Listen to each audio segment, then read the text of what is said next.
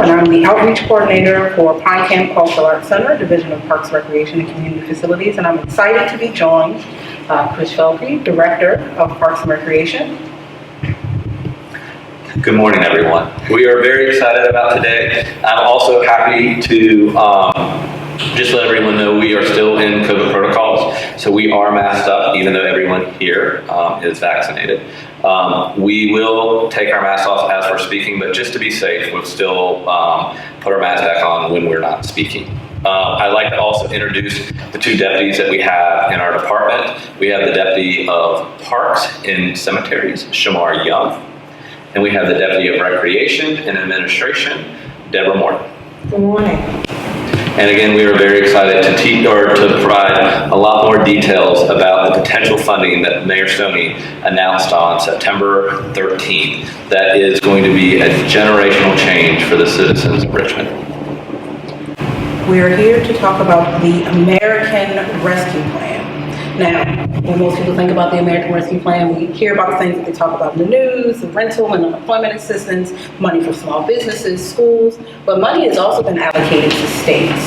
And recreation departments are able to tap into that money that has been allocated for states and cities to help further our mission of making our cities great. So with 21 centers and over 170 parks, how did you all select the community centers and the parks that the money will be allocated to?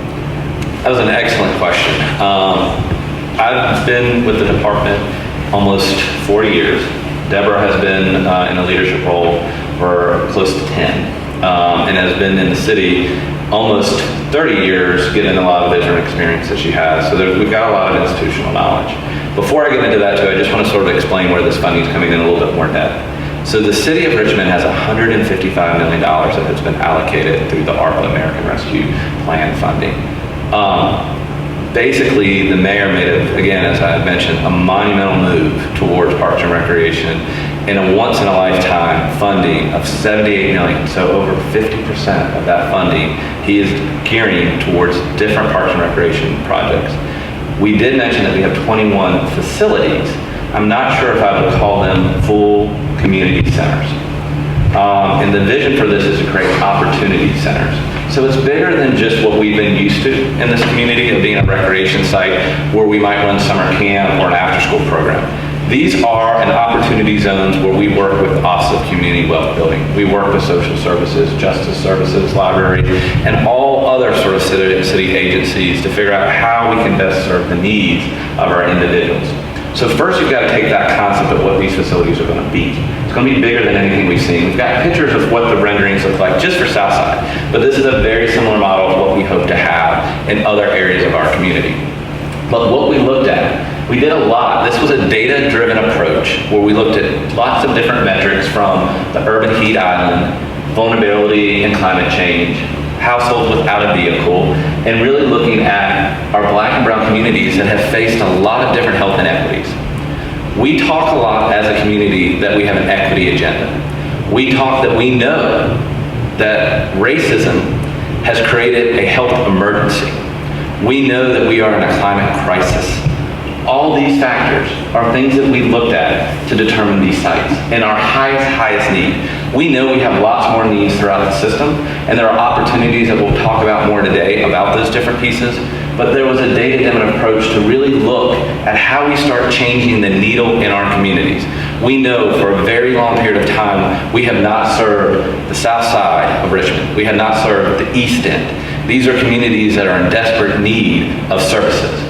This is just the start. We hope to build more of these throughout the community, and we want Richmonders to see what potential, and it's bigger than Parks and Recreation. It is building community, and that's what these will do. There'll be opportunity zones in each of these neighborhoods starting first, but we hope to expand these into every neighborhood in the city of Richmond.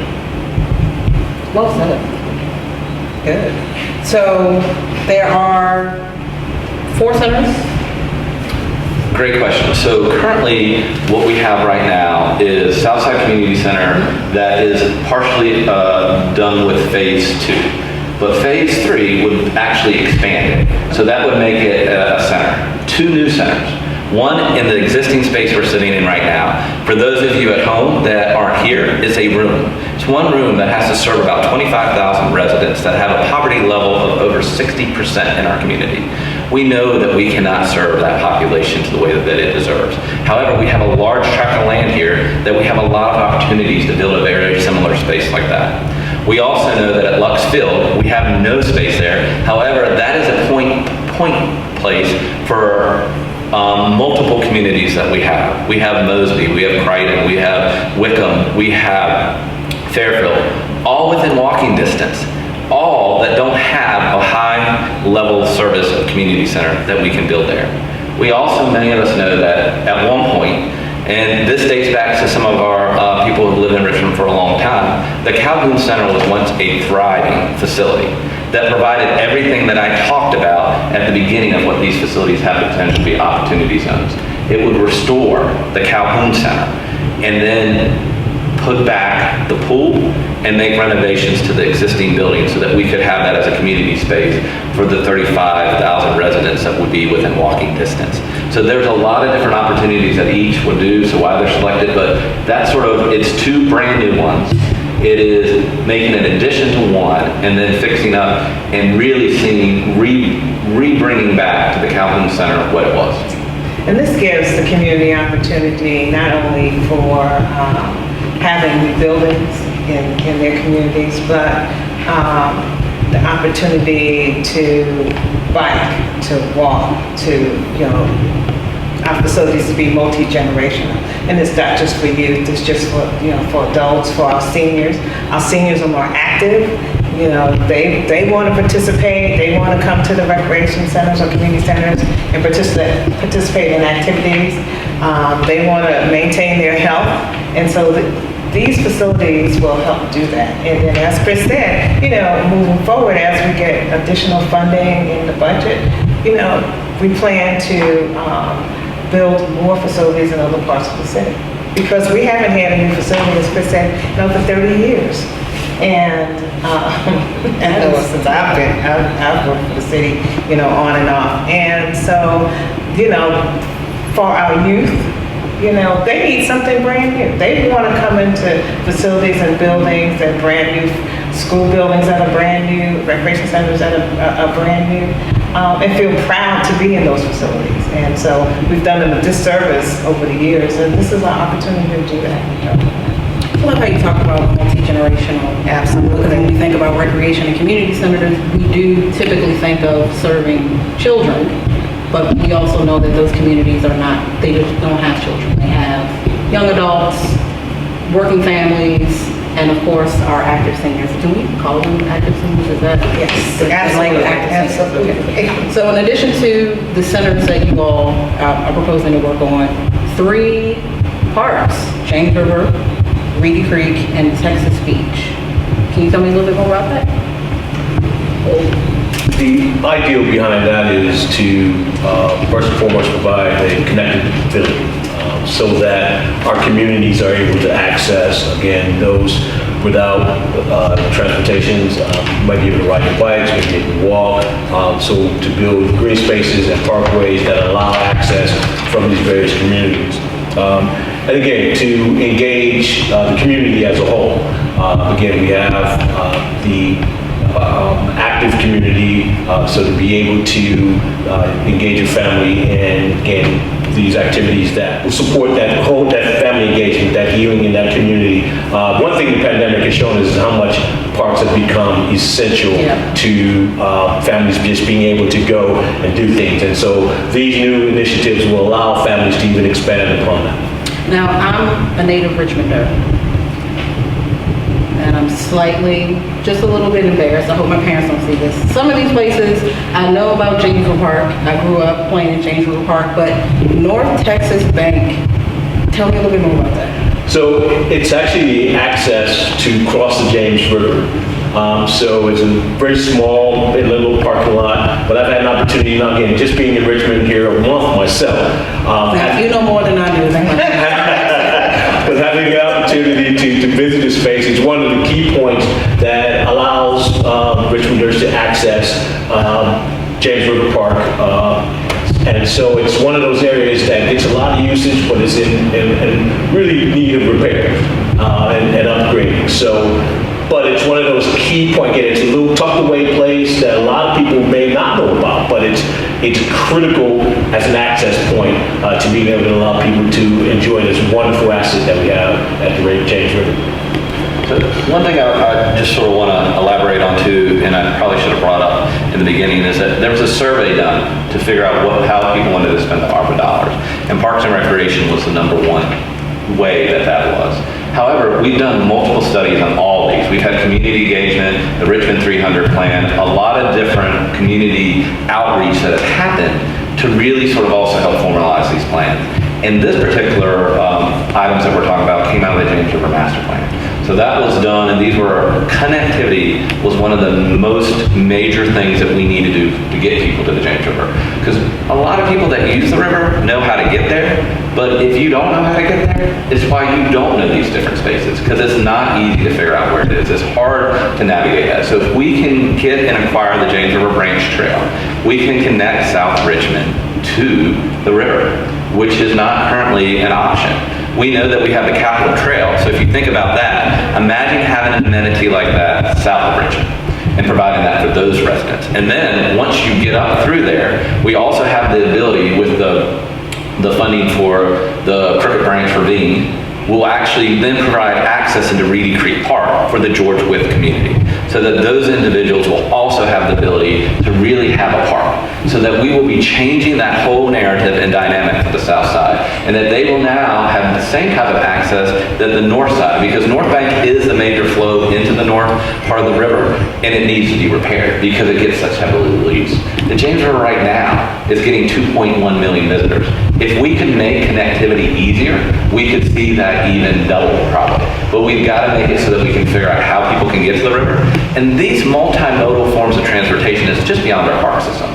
This is how we can get Southside residents that can't afford to have a car, which we see on the map, to be able to get to work and to get to places, because this is a much safer way to get to work than trying to ride down Hull Street or Richmond Highway or different places like that. So these different opportunities build into really making a great community for everyone in our city. And just adding to what Chris is saying, we also know that our signage is not really good out there, so people like you don't know how to access these points.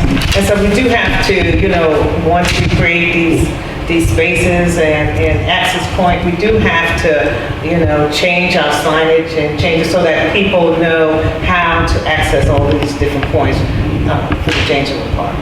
And make it safe, because, you know, there are some streets that you go down, like Riverside Drive. A lot of people try to bike down it, but it's not safe because it just curves and it goes around. And so, you know, how do we make the roadways leading to these access points safe for people to ride their bikes, to take their families to walk, to run, you know, do all those kinds of things. So you talked about the James River Master Plan, something that was adopted by City Council back in January of 2020. How does all of this tie into that master plan? So that's a great question again. And as we talk about connectivity, that was the number one thing we felt like people were having problems accessing the river. Or as Deborah was talking about, where do I park when I go down there? We don't have a lot of access to be able to park or do different things. So how do we get people? And so finding different ways to get to the James River was critical. And then also having the major North Bank, which is a major artery on the north side of the river, to get to lots of the nice amenities for the James River park system. That has to be repaired. Right now, we're able to use it and it's passing, but we know that's only a matter of time. Right. And so we're trying to be proactive and address that. And then Reedy Creek will actually, or the Crooked Branch Ravine, will provide, again, that access on the other piece. So these were things that were identified. There's $100 million in that whole entire plan. So this is just the first step, but as all this is a big down payment on the future for our community, especially for our park system. We talked about some of the positive impacts that this money will do if we're able to update a lot of things. Can you give me any more? Like, what other good positive impacts will this have on our community? Well, I think it's health and wellness, specifically mental health as it pertains to COVID and coming out of COVID. People are still getting sick, going into the hospital, and they've had lost loved ones. And so parks and open space gives them the opportunity to relax, to enjoy nature, and think about their family and loved ones and get healthy and mentally health and fit and all those kinds of things. So, we've just come off of a period of, a very divisive, for a lot of different reasons over the last several years. Our country, our community, and Parks and Recreation brings people together. And what better than to have these community hubs in these different spaces where we bring our communities back. We start the healing that needs to happen, not only in Richmond, but everywhere. But we can be the model that really sort of shows that. We can provide services to really, really talk about how we break down these institutions of racism that have existed and how we really move the needle to provide services to all of those that need it. This is just the beginning, but there's a lot of potential and a lot of opportunity so that Richmonders can achieve that vision where every youth, where every senior, where every individual has an opportunity zones that we're talking about. And how do we really get to these maps? Don't have these big disparities. This is the beginning. And there's a lot of things that the mayor has outlined in the ARPA funding that go beyond what we're talking about here, but all of it ties into addressing these concerns. There's so much more detail that really goes into this so that all Richmonders have a high level of quality of life. All Richmonders can get to a 10-minute walkability. All Richmonders can really help and have a area so that their life expectancy can be equal.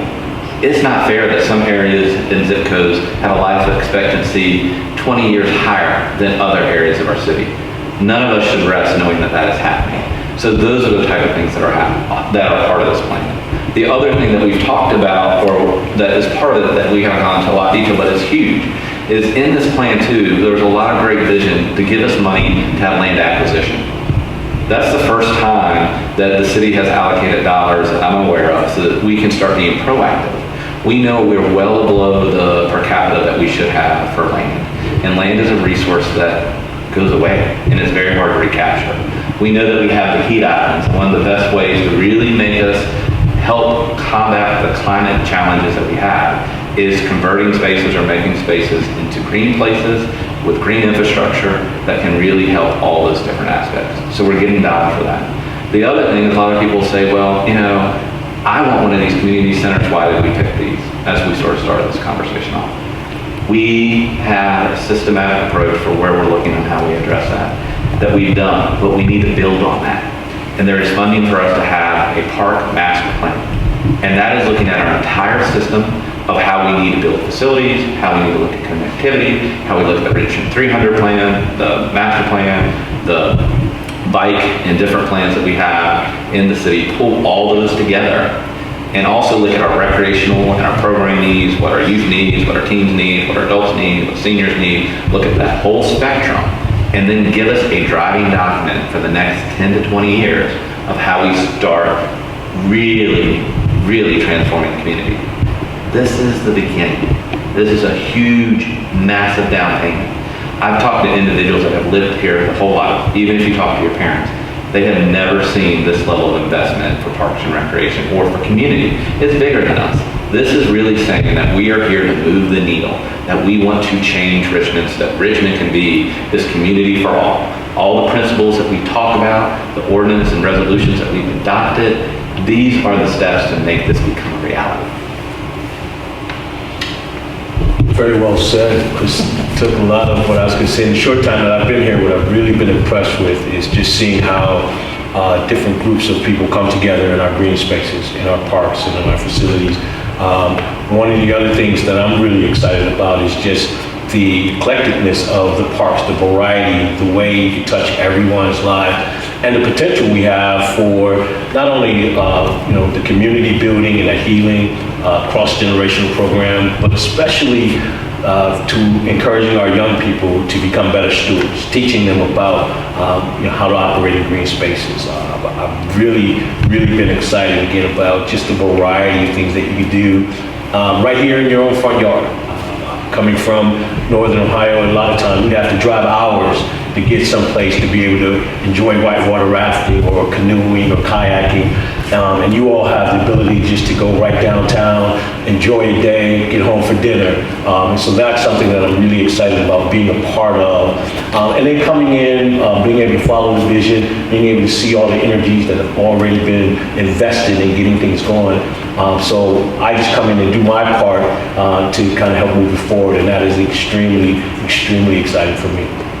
Now, we've done a lot of talking about the centers and the parks that you all are targeting, but when will the other parks be addressed? I know when people, you know, if you are a lifelong Richmonder, you've been here for a little while, it may not be the park that's closest to where you can access. So when will everything else, when will other parks be? And that's a great question, because we have funding in our current budget that we use, our capital budget that we use to fix up our current facilities, our parks, our playgrounds. We have systematically over the last 4 or 5 years since Chris has been here, have strategically started fixing up our playgrounds or replacing old playground equipment that is not legal any longer, or it's not viable, that we can't use any longer in communities, and communities that really appreciated that we've done that. We still have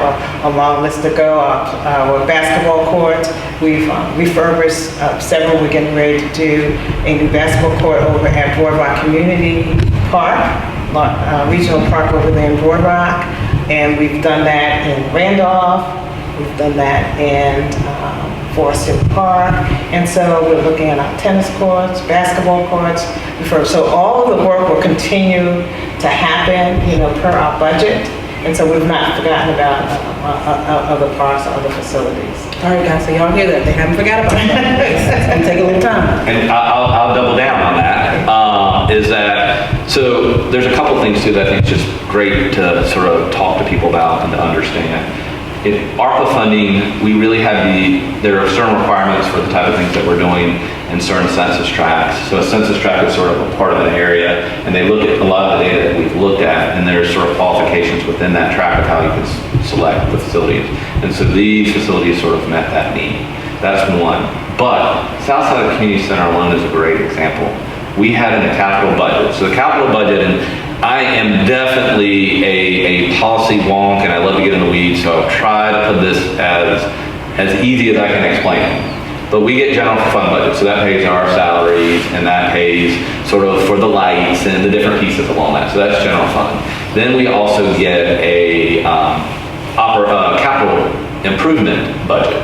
And so those dollars are if we need to replace the roof, if we want to build a new ball field and do those different pieces. And then this is a whole new kind of funding that we haven't ever seen in a generation, which is very exciting. So that's going to come in, and that is an opportunity to fund that. However, it then takes pressure off the capital fund. And so this particular building is funded in the capital fund, but instead of having it built in the next 2 to 3 years, it's 4 to 5 years out in the capital. So those dollars that we have will come back into the capital budget to determine how those can be reallocated. So those can be on a lot of these other projects. And we really want to pick big generational changes, because that was sort of the direction of how these dollars need to be spent. Or some of the smaller, like we definitely need to still repay basketball courts and tennis courts and get some of our fields up to. And we have some facilities that need a refresh. All those still need to happen, but by having more dollars in the capital fund, we have that opportunity. And don't forget, there's an infrastructure bill coming. There are those dollars, and there's opportunities of where you had alluded to, you know, the ARPA funding as a whole. We're just talking about the dollars assigned to Richmond. There's still 4.6 billion with a B, billion dollars that the state got, that there are other opportunities that we can request funding in different ways to try to justify and do that. And so we will look at those. So there's still a lot of opportunity, and that is why that master plan that we were talking about is key, because we will see robust community engagement. We ask the citizens, what do you want to see next? And not to forget, we are going to send a survey out in the next, I believe on September 21st. So depending when you're watching this, it may be coming or it may be out. But there'll be a survey to make sure what the mayor is proposing, that we got it right, and this is what your initial survey. We feel the mayor nailed it. So we really do think that we need to help get that voice out and say, this is the stuff we want to keep and see. Because this is exactly goes along with the data-driven, it goes along with all the different sort of plans that we have done as a city, all the community engagement. The people have been heard. We are now putting their voices into practical places. Okay. Everybody get a bro. Everybody breathe. That was good. I mean, just everybody need some water, anything. Everybody good, right? I'm sorry to cut you off. It's just Right in the middle, like I'm on a roll here. I know, but I want everybody to breathe and relax. We gotta do stuff. Right. So. I'm good now. I just needed some water. Okay. So just want to make sure everybody. And I'm not saying So I'm sorry, Shane. I just want to give everybody a chance to get a breath, relax a little bit, check in with my camera people. You good? We're good? Good. You good? Yeah, I'm good. I'm good now. Yeah. I'm just figuring we just check. Just in case. All right. Now, we've done a lot of talking about the parks, but I want to backtrack just a little bit to the community centers. The community centers that have been proposed to be updated or rebuilt, how are you all going to figure out what amenities go into what centers? And that's a great question. We always have a community engagement piece. So we always bring it to the community. We work with an architectural firm. They come up with some just preliminary designs, thoughts, things that would fit in the community center. And then we go out to the community. We want their input. Does this work for you in your community? Are these things that you're interested in participating in, helping us, volunteering? So, we always have a community engagement process for all of our facilities. And we don't do it once, we go back out after we get input initially, we go back out and say, okay, does this look like what you want to see in your community center? If not, we change things around, we add things, and then we come up with a final project. And once we do that, we go back to them and say, okay, this is how it's going to look, and this is what it's going to cost. That's good. So every community center is going to be reflective of that particular community. Absolutely. So that is definitely true for the new two ones. Absolutely. That there hasn't been any community engagement, and that all needs to happen, and that will be a period of time that we know to really plan it. Southside, we've done that robust engagement on. And so that is why you'll see a culinary kitchen. You'll see our first really indoor boxing, instead of currently our boxers have to be outside in more of a trailer type situation. So those are the different things that we know are going to happen in there. It'll be the first facility in the region that I'm aware of that will have a skate park and a double gymnasium. So you'll have a lot of different really cool amenities within there. But this is all what that neighborhood wanted. And also we'll have at the table is other partners that see what there should be a need in those neighborhoods. So it will be that robust. And then Calhoun, a lot of that will be just repairing. So that won't have that whole level of engagement because it's already built. So what do we want to see? Those spaces, there's opportunity to do that. We know we want to bring back the pool. That's been very clear. And what can we do to refresh it? But those are so it's going to be a little bit with the two that are existing. They're coming and we have those plans. But for the new ones, those are blank canvases that we really can build these opportunity zones that change these neighborhoods. How does all of this help with the climate emergency that City Council recently addressed? I'll start and I'll see if anyone wants to add, but we're going to use green infrastructure for all of this. So that means that we'll start building buildings that we've never seen sort of at the level. When we say they'll be LEED certified, and that's a standard that really makes sure that you have sustainability practices. We'll have different types of potentially parking lots. We'll have potentially the opportunity to look at different types of energy sources going into the building. Green roofs, all these different pieces that we can do. We might see charging stations. Because electric vehicles, we hope to see more of those in our neighborhood. So these are the type of things that we'll start seeing that we'll build with. But I also think the James River Branch Trail and that connectivity, we have to really think about that and how that will help with the climate resiliency. Because that will start moving people out of vehicles. Research is pretty clear. That is our carbon footprint. All the cars' emission is what is causing our issues. The more we can reduce that and have it so people can walk to places and not drive to places. So imagine that these spaces being mini city halls so that you can go to the different places and get the services that you need and don't have to drive downtown. That all helps. The more we can stop people from driving is key. And then the land acquisition. That is huge. The more land that we can have and the more that we can develop and have these different spaces are the things that will move the needle to really make us a climate-resistant community. It's not all of it, but it's a good start and a big investment. And there are other opportunities that the mayor has outlined. We're going to have a climate resiliency action plan that has been funded as part of this outside of Parks and Recreation. There'll also be other dollars towards it that he has earmarked. So there is a huge amount of these dollars that are really going towards how do we do that? Because the other thing that we would love to see in these spaces is community gardens, so that we know that people don't have to go to other places to get produce. And not only does it help with climate resiliency, it helps with the food deserts that we rarely know that these two locations are in. So those are the other type of things that it really is. There's a lot of thought. There's been a lot of research. There's been a lot of engagement done differently. Maybe not on this particular topic, but over the decades in this city to build us to where we're at now. I think another big part of that also is being able to educate the community. And so as we move forward and we have these opportunities to engage and get people to understand why we're doing some of these things, and it be a consistent process for them to be involved in and again to change some of their mindsets as well. How important is it to have recreation? Because of course when you typically think about recreation, you're thinking about sports, you're thinking about after school, you're thinking about maybe, going outside and walking around. But a lot of things that you were saying is putting recreation more in the position in these communities that are doing more than just serving what you typically think of recreation. How important is that for recreation to be far more involved in communities than someone would typically think? It's very important. It's critical. It's critical to our health. It's critical to our wellness. It's critical to our mental health. We provide a safe haven for our youth. We provide an activity center for our adults and our seniors. And so recreation is very, very important. I think people forget when that cemeteries was the first park.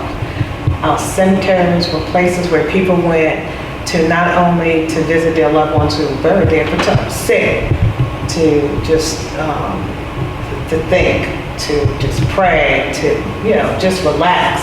And so we want our parks and our recreation facilities to be those kind of active centers where people feel safe that they can come out of their houses, they can walk, they can ride their bike, their kids can, and they can get food.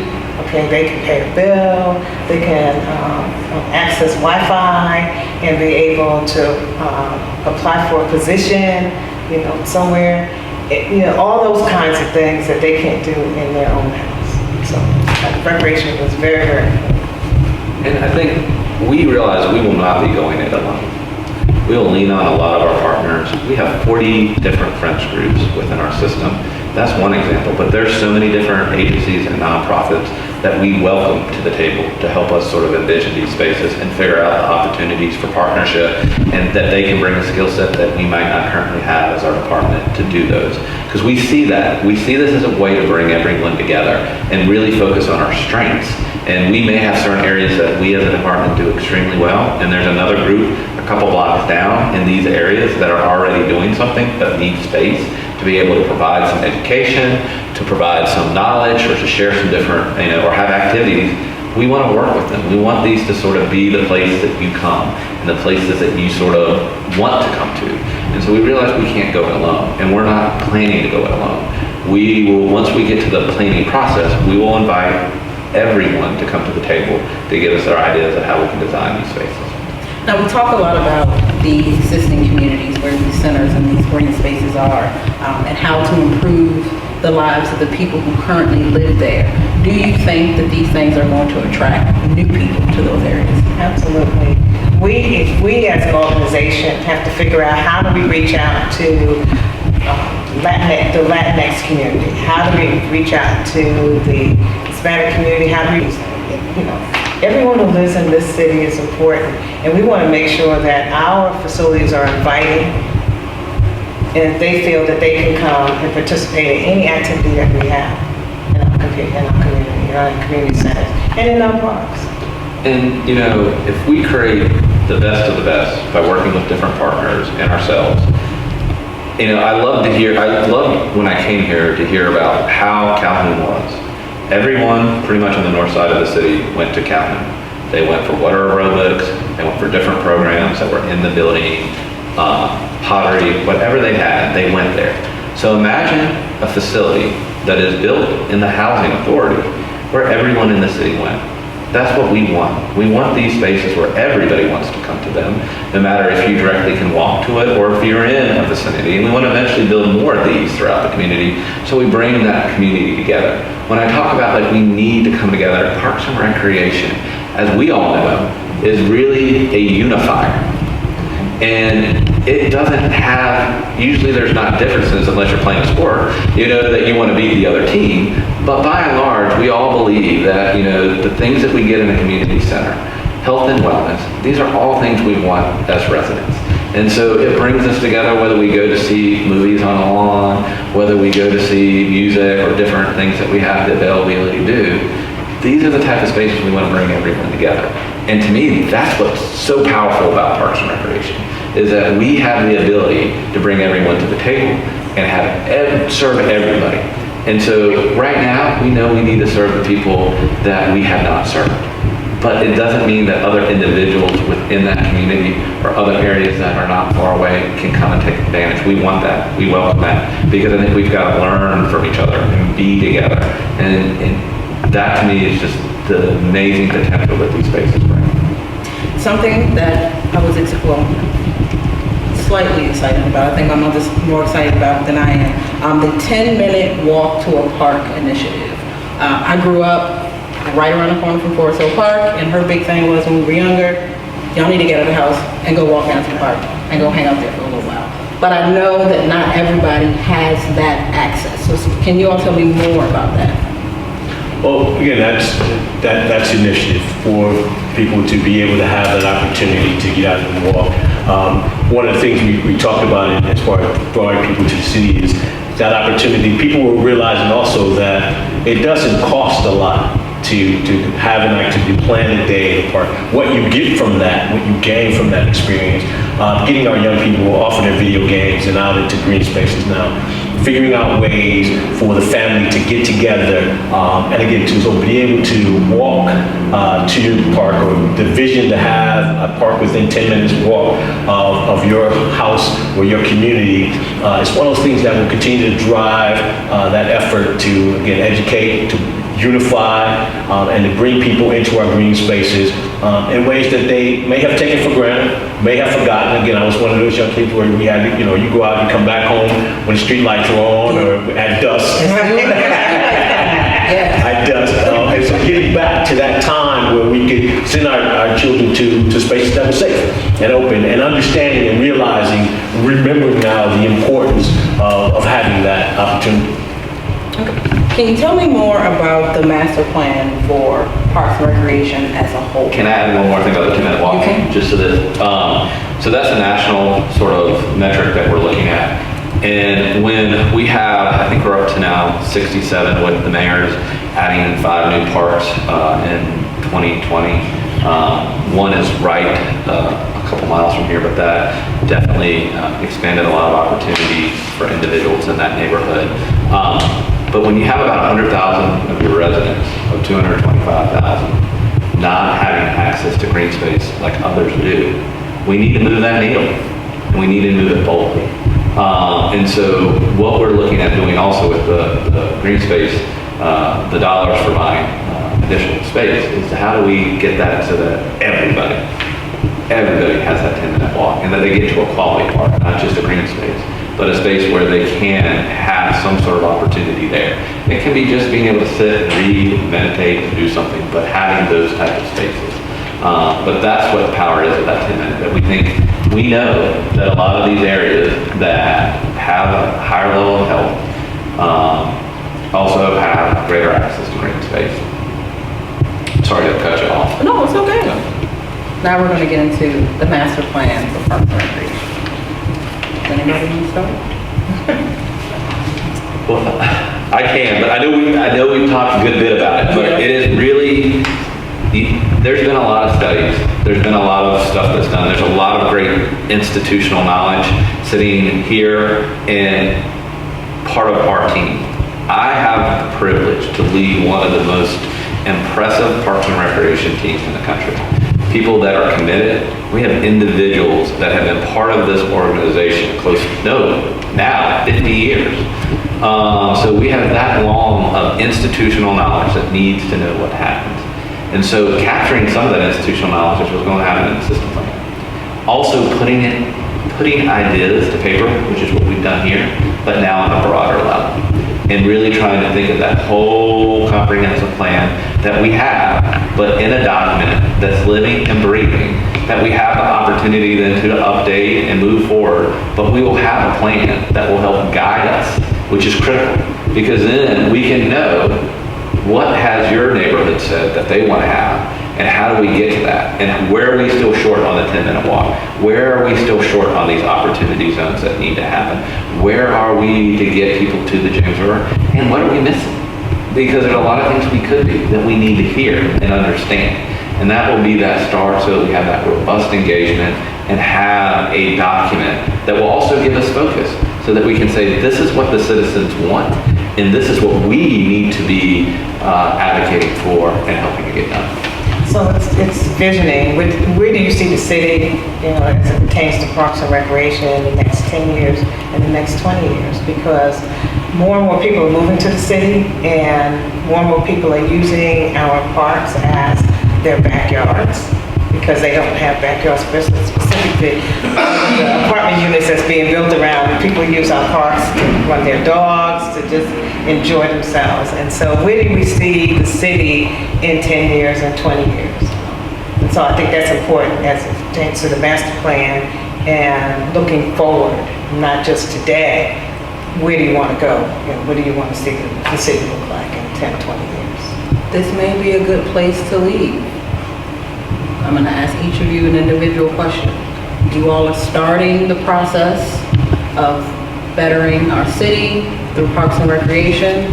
In 30 years, you all have still managed to look exactly the same. I don't know how you did it. Where do you see things 30 years from now? That's a good question. We'll think on that a minute. Well, as the newest member of the team, 30 years, what excites me, again, I mentioned earlier, was just kind of the breadth and depth of all the different types of amenities that the city provides. So I really see Richmond as a whole growing, but I particularly see our division being in the forefront of national trends. Things that other cities are going to come and want to know how we did, what we did, and how we're able to provide. I really believe that will be happening in the next 10 to 30 years.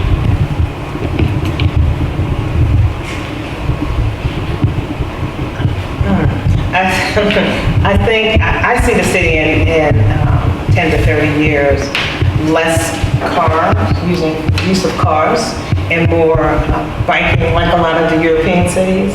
A lot of people just bike to their job. A lot of people bike to their entertainment. So a lot of walking, a lot of biking, a lot of probably mostly electrical vehicles if we are using vehicles. But I think it's more, less vehicles and more biking and walking and those kinds of things. So I hope that we continue to see this level of investment.